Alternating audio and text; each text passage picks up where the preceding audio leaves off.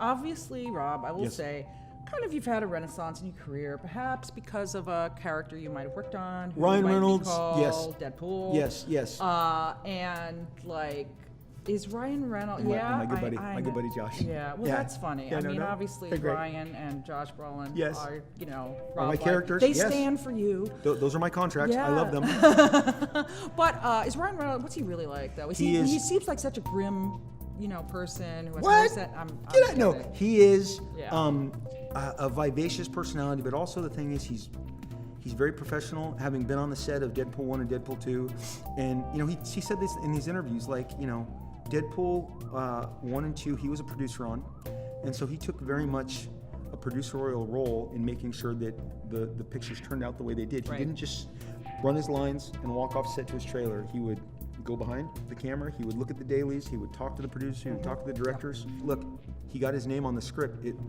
The sequel says written by Ryan Reynolds, Rhett Reese, Paul Wernick. He earned that. And I just, just for regular beat listeners, I don't say, oh, what's this celebrity really like? No. I mean, the reason I asked, honestly, I have so much respect for him. And I mean, the way he inspired everyone at Fox. I mean, the campaign for Deadpool 2 is one of the greatest marketing campaigns I've ever seen. And then when we went to San Diego, he had the toilet seat covers. Oh my gosh. Deadpool 2. Yes. I mean, everything, every detail. And all of that marketing, I can tell you, because I got to know the Fox marketing people really well over 2 movies. And I'm going to tell you right now, Ryan was at the center of all of it. I mean, he was the planet they orbited around. I mean, they won Clios for both campaigns.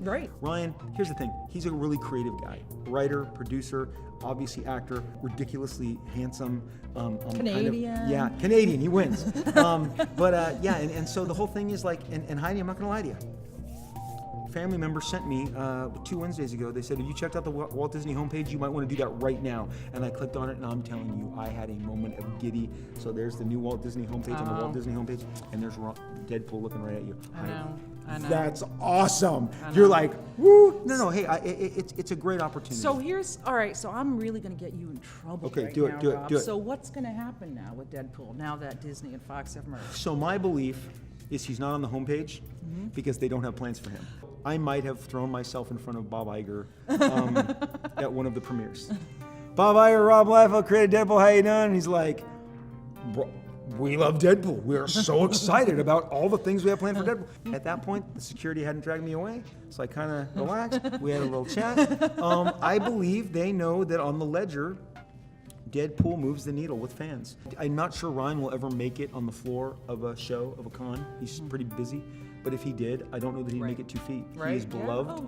He would be consumed, tackled. And that thing I joked with him about on the set of the sequel, I said, Ryan, the whole great thing about this, have you thought about this? Some of these other guys who, let's say Jeremy Renner, let's say Robert Downey Jr., they're seen as Robert Downey Jr., they're seen as Jeremy Renner, they gotta stay fit. And I said, Ryan, you're a pizza face character. You can get old and ugly and maybe even out of shape.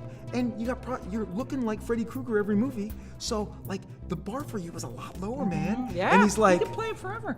I hadn't thought of that. And he's like, not bad. I think he can play Deadpool for 40 years. Right. I said 40 years. Yeah. That's so, crazy. well, I think you're absolutely right, though. I think Disney wouldn't have put him on their homepage. He's on the homepage, Heidi. Yeah. He's on the flippin' homepage. You're going to get that means you might get a silver pass. That's right. That's right. No. I had a very, very nice dinner at this Disney restaurant last night on Marvel's executive dime, and I was like, this is a good life. So yeah, look, my opinion is Disney is got plans for Deadpool. It's not for me to say what. It's just to be excited about when. There's one thing I do know that I can't say, but it's going to be very exciting. Look at that. It's going to be very exciting. Look at that. And, I knew it. I knew he had a secret. Yeah. So I think that the future is bright. I think the Walmarts and the Targets will continue to carry lots of Deadpool stuff, and the Liefeld family is very grateful. Awesome. All right, we got one last question for you, Rob. What is your favorite convention memory? Oh man, my favorite convention memory.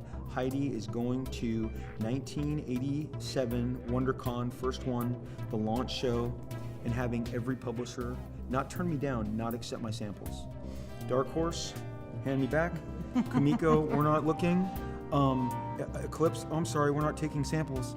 I had driven 6 hours from Southern California. I'd spent the night at my aunt's. I'm like, And my friend, who you know as Hank Canals, who is now vice president of DC, Yeah, big wig, I still said, around. I went to Dick Giordano, I handed him my samples, and Dick said, I'm not gonna look at these now, but I'll take them home and I'll look at them. And I'm like, okay, at least that's not a hand me back. And I went to Mark Grunwald. Well, I didn't, I was gonna go home. I was so discouraged. And Hank Canal said, Rob, we drove all the way here, wait in the Marvel line. I was the 5th guy back, and Mark was looking through the pages, and he got to me, and I had 7 pages of Youngblood. That was my story that I presented, and there was no action. It was a lot of talking heads and them working out in the Some gym. gritted teeth, Yeah. maybe. No, there wasn't yet. I wasn't the gritted teeth guys yet. He looked him over and he kept flipping him over. And Heidi, he started getting up from his chair. I remember this in slow motion. I'm sitting there and he starts rising and then his hand crosses the table. And I'm like, what the hell's going on? And he goes, welcome to Marvel. They were dramatic back in the day. Welcome to Marvel Comics. And I went, are you up and kidding? What? Hired me on the spot. And I swear to you, Hank Canals will tell you, I think the drive home, if you were to ask me, was 10 minutes. I think my head was hanging out the window like a dog, and I was my tongue out, lacking up the wind. And it's never gonna get better than that. WonderCon opening year. So where am I right now? WonderCon. Yeah. And like I said, I have a great witness in Vice President of DC Comics, Hank Canals, who kind of made a career out of comics too. Rob, thank you so much. Heidi, for thanks the for having time. me. No, Happy it's WonderCon. great. Yeah, Good to see you. Definitely. Thank Thanks. you. And we'll see you next time here at The Beat.